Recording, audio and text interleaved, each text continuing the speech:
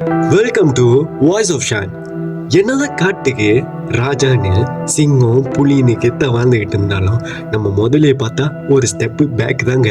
அப்படிப்பட்ட முதலையே ஒரு மிருகத்தை பார்த்து பயந்தா அது வேற யாரும் இல்லைங்க, அது நம்ம ஜகுவார் தான். என்னதான் ஜகுவார் லார்ஜஸ்ட் அனிமல் இந்த வேர்ல்டு பிடிச்சிருந்தாலும் தலைவர்கிட்ட இருக்கிற வித்தையை பார்த்து பல மிருகங்க பல மாதிரி மிரண்டு போய் கிடக்குதுங்க.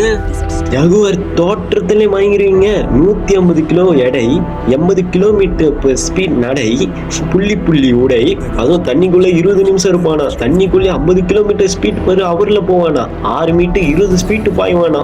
அதுவும் ஹண்டிங் ஸ்டைல்லாம் தலைவங்கிட்ட சொல்லவே வேணாம். மூளை எலும்பை உடைச்சி மூளையை திங்கிற அளவுக்கு சக்தி வச்சிருக்காங்க. இதனாலதான் மித்த மிருகம் பார்த்தா பயப்படுதோ.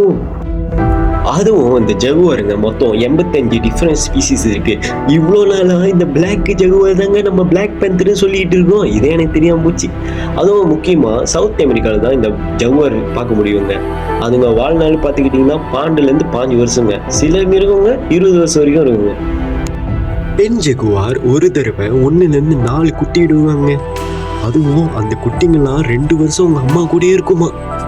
மனசை கூட கம்பேர் பண்றப்ப இது கம்மி தான். அதை விட என்ன முக்கியமான விஷயம்னா, என்னதான் தலைவன் 80 கிலோமீட்டர்/ஹவர்ல ஓடினாலும் நடக்கும்போது சத்தமே வராதுங்க.